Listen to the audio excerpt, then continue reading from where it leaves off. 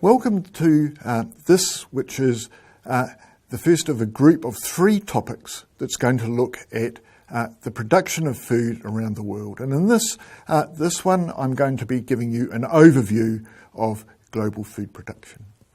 Now, in the previous topics, we've pointed out quite clearly that the world's population is increasing very quickly. And as a consequence, we need to produce more food. And the logical question to ask is this even possible? Now, interestingly, this isn't the first time this question has been asked. As long ago as 1798, over 200 years ago, Thomas Malthus questioned whether or not the global food production could keep pace with the rate of population growth. And I have to say, he was not optimistic. And since that time, over the intervening 200 years, there have been several dire predictions that have pointed out that, in the author's opinion, the food production could not keep pace with population growth, and as a consequence of that, widespread famine was inevitable. Now, as it happens, or despite those dire predictions, over this last 200 years, the world food production has indeed more or less kept pace with the increase in global population. Now, of course, immediately I say that, I have to say that that does not mean that people are not hungry around the world. That is far from the case. It is estimated that about 870 million people at present in the world don't have enough to eat.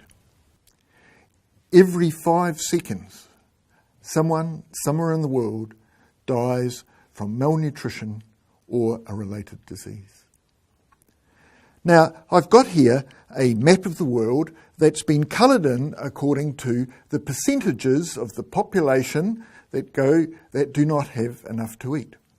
And so the dark green colours that we see here represent countries where less than 2.5% of the population doesn't have enough to eat. At the opposite end of the scale, the dark reddy-brown colours represent countries where more than 35% of the population don't have enough to eat. That's a frightening prospect. And so we can see from this that in places like Australia or New Zealand or North America or Europe, that the percentage of the population that doesn't have enough to eat is quite low. But the area with the most acute hunger and lack of food is in Central Africa here. And we've got to remember that that's the situation today. When we think back to topic 2 and think of the enormous increases in population that are forecast to occur in Africa over the next 30 years, we can see that the situation is probably going to get worse. Although 870 million people not having enough to eat is a terrible situation, in fact, the situation 20 years ago was even worse. At that time, 1 billion people were estimated to not have enough to eat. And so in the intervening 20 years, we can see that there actually has been a decrease in the absolute number of people who don't have enough to eat. And we've also got to remember that that's against a background of a rapidly increasing global population. So that in percentage terms, the percentage of the world's population that doesn't have enough to eat or is in hunger is actually dropping reasonably steadily and has done for some time. Of course, there are 2 points I've got to make. The first is that this situation varies hugely from country to country.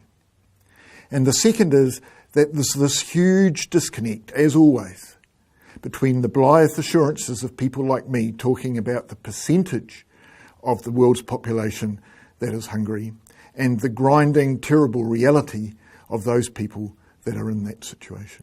So, in summary for this topic, we can say that over the last 200 years, the world food supply has more or less kept up to speed with the increase in population growth.